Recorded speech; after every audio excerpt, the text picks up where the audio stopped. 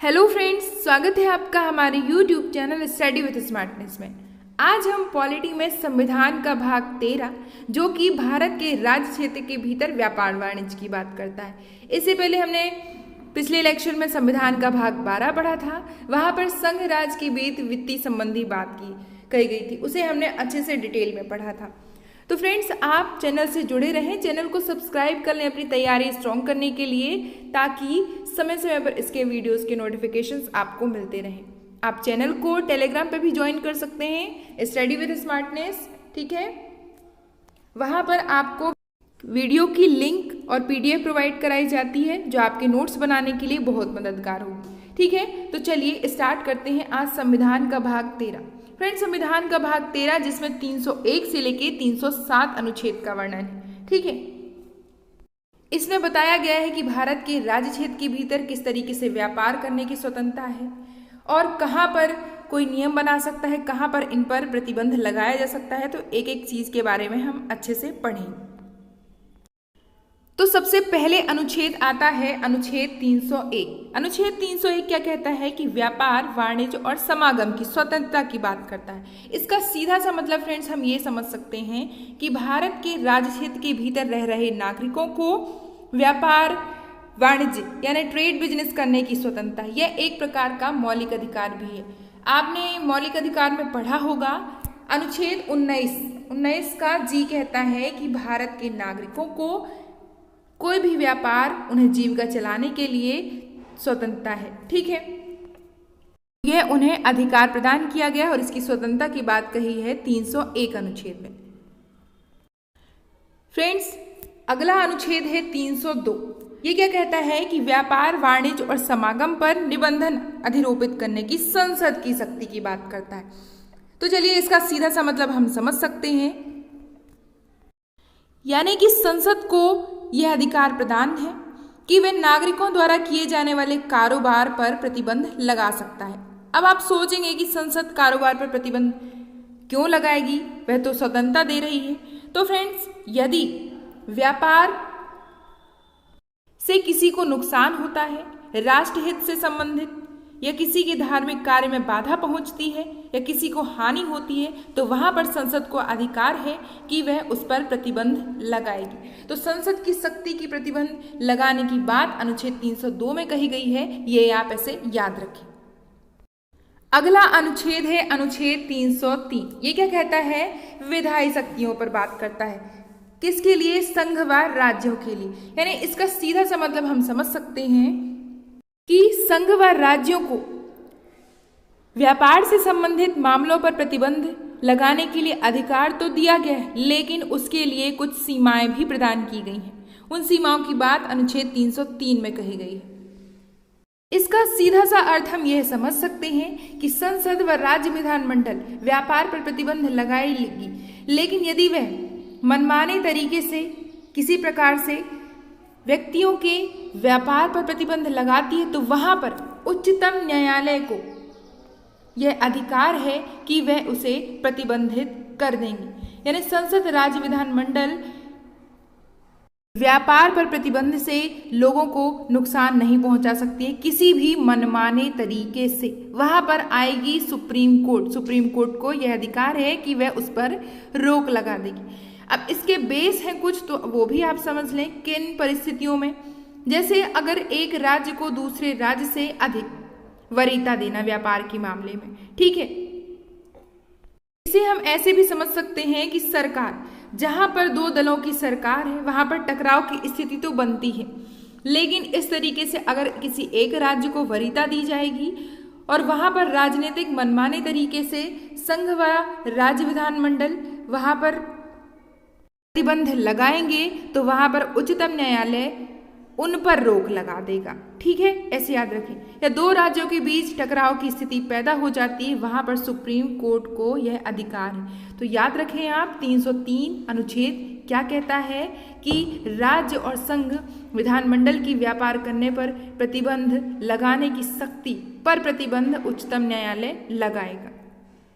मतलब है किसी प्रकार के राजनीतिक मनमाने तरीके से प्रतिबंध नहीं लगा सकते। नेक्स्ट अनुच्छेद है 304।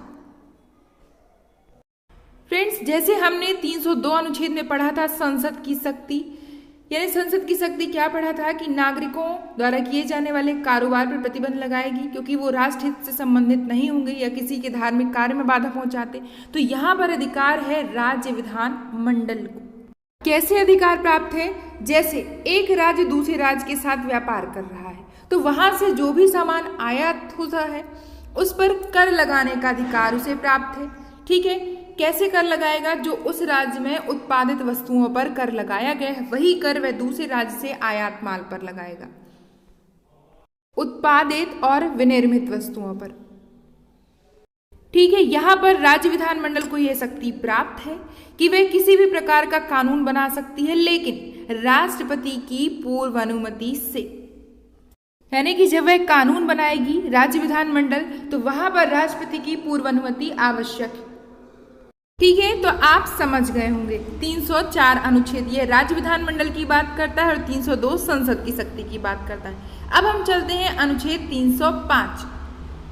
305 अनुच्छेद क्या कहता है फ्रेंड्स? 305 कहता है कि विद्यमान विधियां यानी जो बनी विधियां हैं और राज्य के एकाधिकार की बात करता है 305 अनुच्छेद, वहां पर विधियों के उपबंध की बात करता है।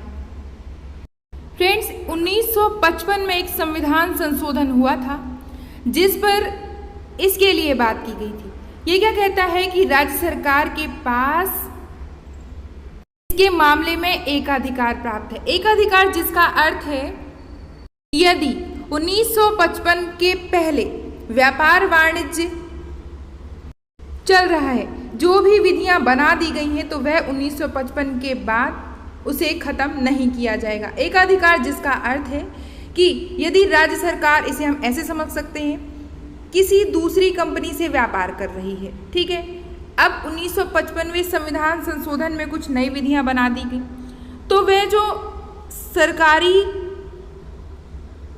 स्तर पर बात करें कि वह किसी कंपनी से व्यापार कर रही है तो वह उसके एकाधिकार को समाप्त नहीं किया जाएगा, यानी वह उसी तरीके से उसी नियम के आधार पर व्यापार करेगा। यहाँ पर सीधे से आप समझ सकते हैं कि राज्य सरकार को एकाधिकार प्राप्त है व्यापार करने के मामले में कि संसद या संशोधन पारित होने से पहले जो भी विधियां बना दी गई हैं उसे समाप्त नहीं किया जाएगा। उसी विधियों के अनुसार व्यापार चल रहा था तो वह वैसा ही रहेगा। ठीक है फ्रेंड्स, अगला अनुच्छेद है 306 जिसे समाप्त कर दिया गया। 306 में क्या था ये भी हम जान लेते हैं।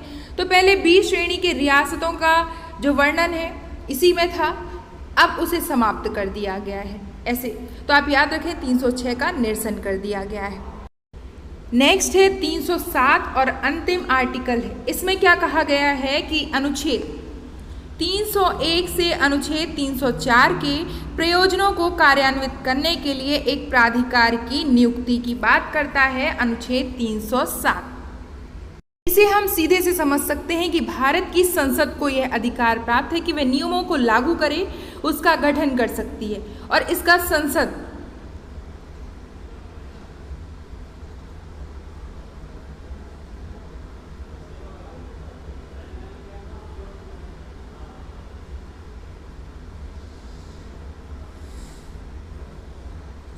कि संसद को अधिकार है कि वे कोई कानून को लागू करे, उसे कैसे किया जाना है या अंतर्राज्यीय व्यापार की बात करें तो उसके लिए एक प्राधिकारी नियुक्त कर सकती है। और वह प्राधिकारी नियुक्ति से संबंधित बात अनुच्छेद 307 में कही गई है कि एक अंतर्राज्यीय परिषद का गठन कर सकती है व्यापार से संबंधित मामलों पर, या तो कोई अधिकारी नियुक्त कर सकती है कि कानून को कैसे लागू किया जाना है, कैसे चलाया जाना है। ठीक है, तो इसका अधिकार 307 में है, ये बताया गया है। तो फ्रेंड्स, एक बार हम फिर से रिवाइज कर लेते हैं संक्षिप्त में। 301 क्या कहता है? व्यापार वाणिज्य की स्वतंत्रता नागरिकों के लिए। अनुच्छेद 302 क्या कहता है? संसद की शक्ति, उसे अधिकार प्राप्त है कि वे इससे संबंधित जितने भी मामले हैं जो हमें हानि पहुंचा रहे हैं राष्ट्र हित से संबंधित, तो उन पर रोक लगाने का अधिकार संसद को है। अनुच्छेद 303 क्या कहता है? विधायी शक्तियों की बात करता है, यानी कि संसद और राज्य विधानमंडल किसी भी मनमाने तरीके से नागरिकों के व्यापार को हानि नहीं पहुंचा सकते हैं, मतलब उस पर रोक नहीं लगा सकते। वहां पर उच्चतम न्यायालय को यह अधिकार है कि दोनों के बनाए हुए रोक लगाने के तरीकों पर वह प्रतिबंध लगाएगी। 304 में हमने पढ़ा राज्य विधानमंडल को रोक लगाने का अधिकार है राज्यों के व्यापार वाणिज्य पर, जैसे हमने वहां पर 302 में संसद के अधिकार को पढ़ा। फ्रेंड्स 305 आर्टिकल में हमने पढ़ा राज्य के एकाधिकार की बात कि 1955 से पहले जो भी बनी विधियां थी उसी के आधार पर व्यापार वाणिज्य होगा। 1955 संविधान संशोधन के बनने के परिवर्तन होने के बाद जो भी नियम बनाए हैं उसके अनुरूप हमें नहीं चलना होगा। 306 जिसे निरसन कर दिया गया है। और अंतिम हमने पढ़ा 307 जहां पर प्राधिकारी की नियुक्ति की बात कही है, कानून को लागू करने के लिए नियमों को कैसे चलाया जाना उसके लिए। तो हमने आज संविधान का भाग 13 पढ़ा जो कि बहुत इंपॉर्टेंट है, आपके एग्जाम पर्पज से व्यापार वाणिज्य से संबंधित था। ठीक है, ये वीडियो आपको कैसा लगा आप हमें बता सकते हैं। चैनल से जुड़े रहें, चैनल को सब्सक्राइब कर लें ताकि समय समय पर इसके नोटिफिकेशंस आपको मिलते रहें। Thanks for watching. जय हिंद।